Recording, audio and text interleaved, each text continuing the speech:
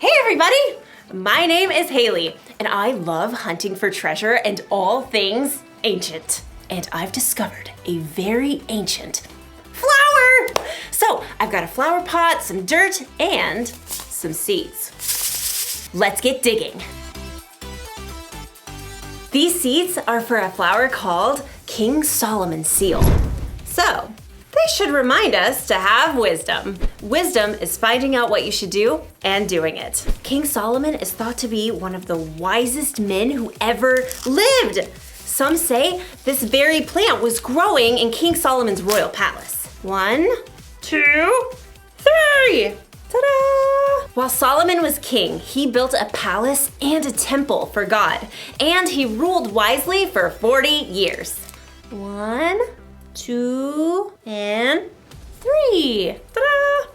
Next, we smooth it over. There you go, little guys. Go to sleep. Good night. There. Now we wait for it to grow. I'm watching you. Oh, nothing's growing. What am I missing? Oh, Haley, how could I forget? Every seed needs water to grow. King Solomon would have remembered that. Yay! way. Sometimes I wish I could be wise like King Solomon. Do you ever wonder how he got to be so wise? Well, we'll find out in today's story. I suspect I'll be admiring my flowers when you get back. See ya! Oh, I think I saw something! Nope. Soon as you get back. Hurry back. The Bible. It's 66 books of history, stories, letters, and poetry that fit together to form God's one big story. The epic adventure of how He created us and loves us so much that He made a way to rescue us. As we travel through the Bible, from Genesis to Revelation, we discover people who met God and found their lives changed forever. Now, for an amazing story, inspired by the book of 1 Kings, chapter 3, verses 4 through 28. Imagine this. You're in a deep sleep, dreaming, when all of a sudden, the creator of the universe shows up and says, "Ask me for anything." anything. You could ask for anything in the world and have it. What would you say? Perhaps you'd request an unlimited Amazon account where you could get whatever you want for free. Or perhaps you'd request a flying race car that could be dropped off at the moon or on the beach. Or you could ask to be the most popular kid in school forever. This might sound like a fairy tale, but it's true. It actually happened to a young man named Solomon. When King David died, his son Solomon became king. What are your royal orders, Most Royal Highness? I'm not sure.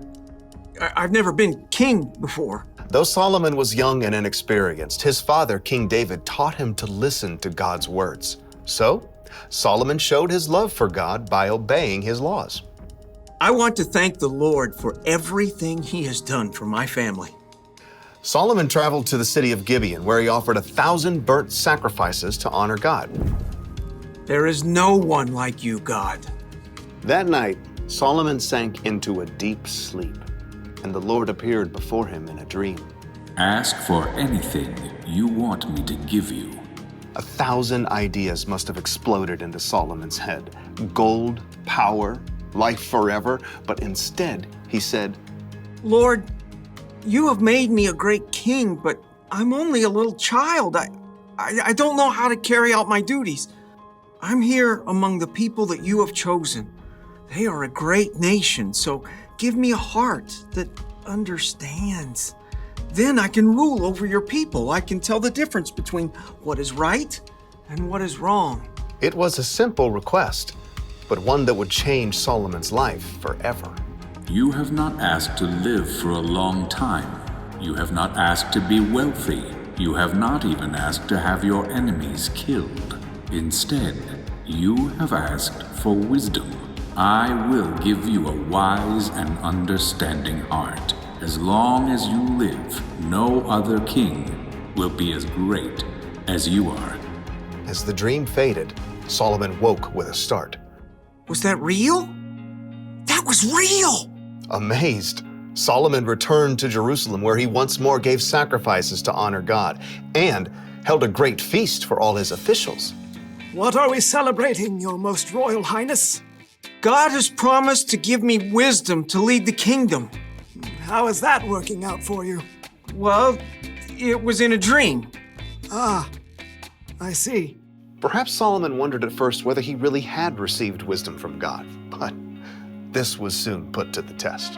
Your Most Royal Highness, you must help the people solve their problems. I'll do my best, with God's help. First order of business, we have these two ladies here. State your business, please. My friend and I... Okay, so she's not my friend anymore. Speak for yourself. I'm trying to. We live in the same home, and we both had baby boys. But her baby died, and so she took my boy in the night, and now she says my baby is hers. See? That's not her baby. No way. This baby is my son. Is not. Is too. Ladies! Solomon turned to the first woman. You say my son is the living baby, but your friend says the baby is her son. That's a lie. Is not. Is too. God gave Solomon a wise idea. Bring me a sword. An official quickly brought the king's shining sword. Your royal sword, your royal highness. Solomon studied the two women carefully. Excellent. Now, cut the baby in 2 parts. Give 1/2 to the first woman and 1/2 to the second. Solomon had no intention of harming the baby, but he knew this was the way to find the truth. No! No! Give her the baby. Don't kill him. Oh, whatever. Neither of us will get the baby. Solomon could instantly see which woman truly cared about the baby. Give the boy to the first woman here. She is his mother. Thank you. Oh, thank you. No fair. That was totally a trick. The baby was given to his true mother. All the Israelites heard about Solomon's decision and trusted that he would judge them fairly too. God made Solomon so wise that his understanding couldn't even be measured, like the sands on the seashore.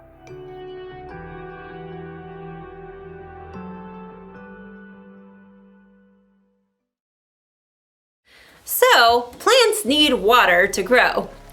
You know what else they need? Time. You can't just plant a seed and expect it to grow immediately. In fact, this plant's seeds takes at least 2 years before they sprout. That's a lot of waiting. Waiting for wisdom can feel like that. When Solomon asked God for wisdom, chances are he didn't wake up the next morning as one of the wisest men on earth. No, it took time for his wisdom to grow. The good news is that we can ask God for wisdom. Jesus' brother James once wrote, "If any of you needs wisdom, you should ask God for it. He will give it to you." Maybe wisdom will just pop into your head right when you need it. Or maybe your wisdom will grow gradually like a flower as you learn from the people you meet, the mistakes you make, and the things you experience. No matter what though, you can trust God to give you wisdom. That's the one thing to remember today. Trust God to give you wisdom. When you have a tough decision to make or some problem that you're dealing with, talk to God about it. Ask Him for the wisdom to know what to do. Then look and listen. If you're having trouble understanding what God is trying to show you, ask someone you trust to help. Wisdom may not come as soon as you think or in the way you think it will, but keep digging. God wants to share His wisdom with you. So, looks like these little flowers aren't gonna grow while I watch. It's gonna take some more time. Check back with me in 2 years, and I will see you then.